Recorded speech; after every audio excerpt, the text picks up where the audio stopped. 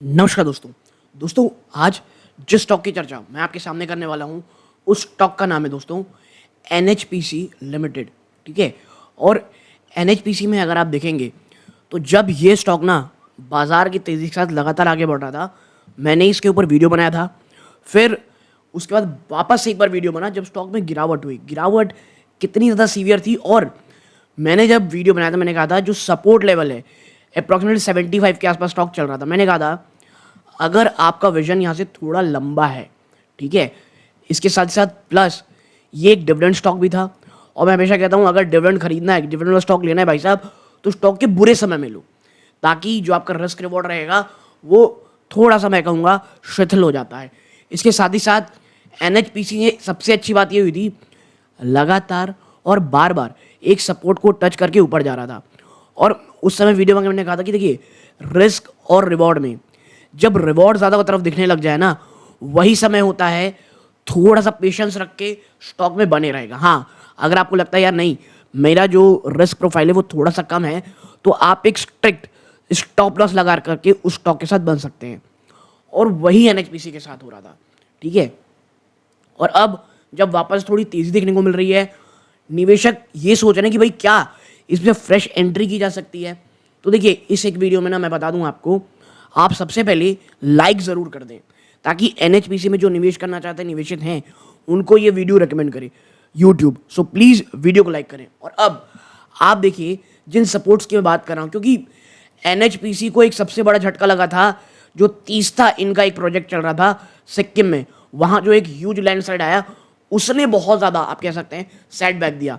तो उसकी भी चर्चा हम इस एक वीडियो में करेंगे, बट थोड़ा एक बार लेमन लैंग्वेज में आम आदमी की भाषा में कुछ देख लेते हैं। देखिए हुआ क्या है, पिछले एक साल में स्टॉक ने आप देखें तो आपको निचले स्तरों से एक अच्छा रिटर्न दिया लगभग 35% का। और आप भूलना नहीं चाहिए स्टॉक 2.8% की आपको डिविडेंड भी देता है। ठीक है। आप देखें वहाँ से इस स्टॉक ने आपको एक ह्यूमंगस गिरावट दिखाई, कितनी आप देखें ऑलमोस्ट 37% की। और ये उन स्टॉक्स में से है कि दोस्तों NHPC के, ठीक है, जो क्या करता है, जो आप कह सकते हैं ज़्यादा वॉलेटाइल नहीं रहता। ठीक है। अगर इसने तेज़ी दिखा दी इतनी बड़ी तो बस हो गया।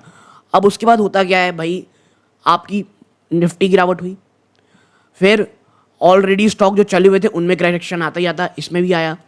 जैसे ही ये 90 रुपये का लेवल को तोड़ा, ये टेक्निकली बहुत ज़्यादा वीक हो चला था, इसमें भी एक नेगेटिविटी आई। और ये तमाम नेगेटिविटी चलते हुए आप देखें 1 2 3 और चौथी बार, और जब भी चौथी बार 74 में छुआ तब निफ्टी भी बहुत ज़्यादा करेक्ट हो चुका था। और मैं हमेशा कहता हूं अगर, और मैं जब बहुत ज़्यादा करेक्ट कह रहा हूं समझिए इस समय तक, ये कब का समय चल रहा है 1 मिनट हम आपको दिखाते हैं। ये है, ये देखिए फरवरी का आसपास निफ्टी आपका ऑलमोस्ट आप कह सकते हैं 15% के आसपास, 15 to 16% के आसपास आप कह सकते हैं करेक्ट हो चुका था। और अगर नहीं भी होता इतना, मैं अगर ज़्यादा बोल रहा हूँ, कम बोल रहा हूँ, ज़्यादा बोल दे रहा हूँ, ऑलमोस्ट 10-12% की गिरावट हो चुकी थी। और मैं हमेशा कहता हूँ भाई साहब अगर आप बॉटम खोजने जा रहे हैं किसी स्टॉक का, तो आप ना ही कभी किसी स्टॉक को सही समय में खरीद पाएंगे, नहीं बेच पाएंगे, क्योंकि आप 4-5% और इन मैनी केसेस अगर स्टॉक बहुत ज़्यादा वॉलेटाइल है तो 10 से 15% आप चूकेंगे ही। और देखिए क्या हुआ, जब बाजार में वापस से गिरावट आप कह सकते हैं एक निफ्टी तेज़ी दिखाई, क्योंकि आज भी बहुत ज़्यादा दिखा रहा है, ये आप देखें स्टॉक निचले स्तरों से ऑलमोस्ट 15% भाग चुका है। अब आगे क्या करना है और कौन से वो रेड फ्लैग या इश्यूज हैं जो आपको पता होने चाहिए। इसलिए नहीं स्टॉक भाग गया तो अब एक आप कह सकते हैं शानदार तेज दिखा रहे हैं, और सपोर्ट और रेजिस्टेंस क्या है इस एक वीडियो में देखेंगे। लेकिन आगे बढ़ने से पहले आपके आप कह सकते हैं स्क्रीन में दिख रहा होगा दोस्तों 12.8% ऐसे व्यूअर हैं जो वीडियो देख रहे हैं और चैनल सब्सक्राइब कर रखे हैं। आप सभी का बहुत बहुत धन्यवाद दोस्तों। और आप कह सकते हैं 87.2 ऐसे हैं जो वीडियो देख रहे हैं, चैनल सब्सक्राइब नहीं कर रखे हैं। आपका धन्यवाद कि आप हमारा वीडियो देखते हैं, बट प्लीज़ सब्सक्राइब ज़रूर करें।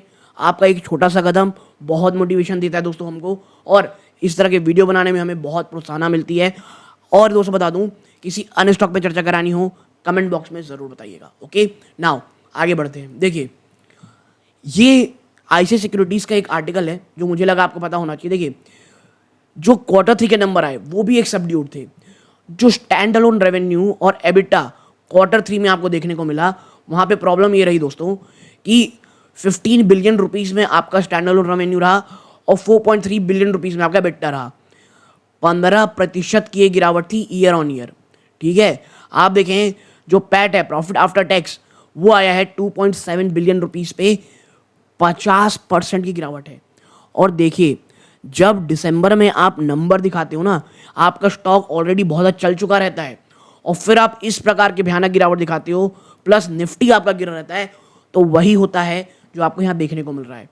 और ये इम्पैक्ट ऐसी इतनी भयानक गिरावट हुई थी, इम्पैक्टेड बाय 2 वन-ऑफ्स, दो ये कह सकते हैं बड़े इवेंट हुए थे जो बहुत ज़्यादा निगेटिव रहे।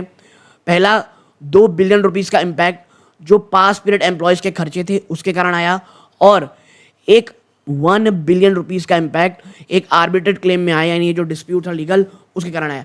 तो ये दो चीज़ें मिल करके निगेटिविटी पैदा की। ये इम्पैक्ट जो था वो पार्शियली कुछ हद तक कम किया गया, 1.6 बिलियन रुपीस का जो इंश्योरेंस प्रोसीड किया गया, जो इंटरप्रिटेशन हुआ, इंटरप्शन हुआ तीस्ता 5 में, ठीक है, जो फ्लड आई थी, जो मैंने आपको बताया, तीस्ता एक बड़ा इशू था, तो चीज़ें थोड़ी हद तक बच गई। और जो एडजस्टेड पैट आया वो 5.2 बिलियन रुपीस में आया, ओके, इंश्योरेंस क्लेम के बाद। अब जो जनरेशन लॉस हमको तीस्ता वी में देखने को मिला है 5 में, जिसके कारण आप कह सकते हैं कुछ रेवेन्यू में लॉस आएगा। तो देखिए जो तीस्ता 5 का पावर स्टेशन था, जो एस्टिमेट कर रहा था 11% स्टैंड अलोन जनरेशन, वो फ्लड के कारण इम्पैक्ट हुआ था लास्ट ईयर। उसके बाद लैंडस्लाइड आ गई उसमें सेकेंड क्वार्टर में, और प्लान ये एक्सपेक्ट किया जा रहा है कि अपना जो काम है, ऑपरेशन है, फाइनेंशियल ईयर 26 के अंत तक शुरू करेगा। समझ गए आप, फाइनेंशियल 26 तक। और ये रिजल्ट क्या करेगा, एनुअल अंडर रिकवरी ऑफ 4 से 5 बिलियन रुपीस का दोस्तों। ठीक है, ये जरूर चीज ध्यान में रखिएगा। अब देखें अच्छी चीज क्या है, लगातार एक सीरीज ऑफ कैपेसिटी एडिशन है, इसका बात चल रहा है। कैसे, देखिए परबती 2 और Subansiri are expected to commission in next 12 month. ये दो प्रोजेक्ट हैं जो कमीशन हो जाएंगे, जो कैड करेंगे 2.8 गीगावाट ऑफ हाइड्रो कैपेसिटी। ठीक है, एनएचपीसी कमीशन करेगा एक 88 मेगावाट की फ्लोटिंग सोलर प्रोजेक्ट Q3 में। ठीक है, तो लगातार एक एडिशन यहाँ पर आपको जारी देखने को मिलेगा। और इसके साथ साथ जो एक कैपेसिटी एडिशन होगा, ये आने वाले 2 सालों तक आपकी जो कैपेसिटी एडिशन है उसको ग्रोथ देती रहेगी। तो जो आने वाले 2 साल है उसका भी थोड़ा हद तक विजन है। ठीक है, अब देखिए आगे क्या है, यहाँ पे कहते हैं एनएचपीसी इंडिया की लार्जेस्ट हाइड्रो पावर जनरेटर है, जिसका एक हेल्दी पोर्टफोलियो है 7.2 गीगावाट का 28 सिटीज़ में, एक स्ट्रॉन्ग ऑपरेटिंग ट्रैक रिकॉर्ड रहा है। और ये कहा जा रहा है कि ये कमीशन करेगा एक लार्ज हाइड्रो कैपेसिटी 2.8 गीगावाट की, जो हमने पहले 2 प्रोजेक्ट के नाम लिए थे ना ये। ठीक है, आने वाले 12 महीनों में। और प्रोजेक्ट ये एक्सपेक्ट किया जा रहा है कि incremental regulatory equity of 110 billion rupees की शो करेगा।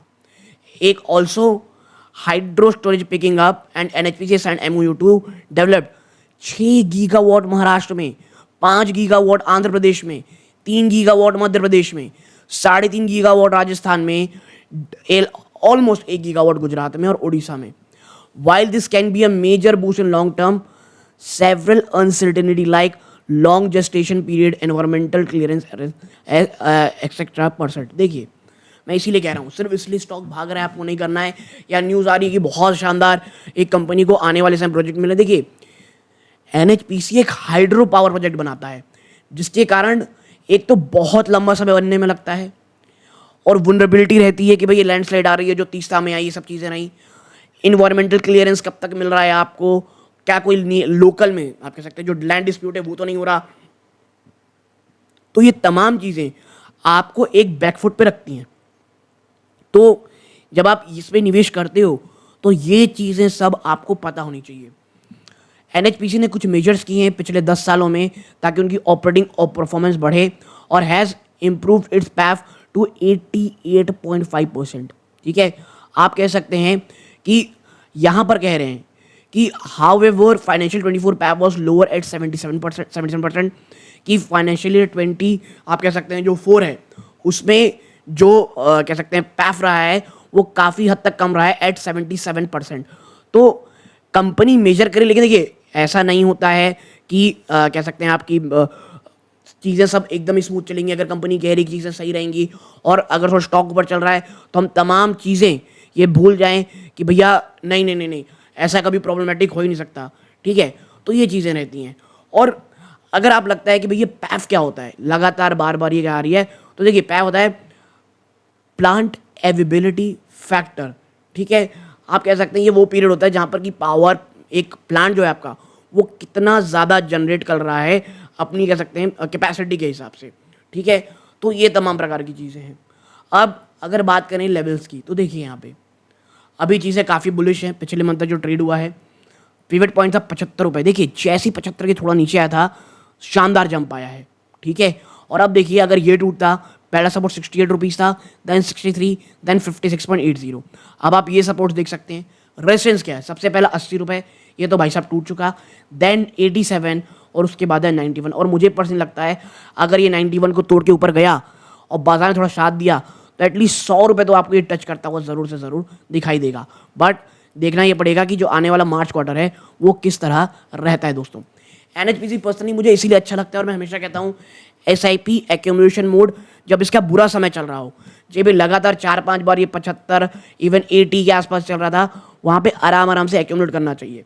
ठीक है, क्योंकि जब एक अच्छा स्टॉक गिर रहा हो तब वो एक्यूमुलेशन का समय होता है, और जब वो काफ़ी अच्छी रैली दिखा दे, एक तेज़ी दिखा दे और एक बहुत बड़े रेजिस्टेंस के आसपास है, तब वो समय होता है या तो हम प्रॉफिट बुक कर लें पार्शियल, या अगर हमारा लेवल था कि भाई हमको 10% चाहिए, 15% चाहिए, हम पहली माइंड बना चुके हैं, प्रॉफिट बुक करें और फिर स्टॉक को भूल जाएं।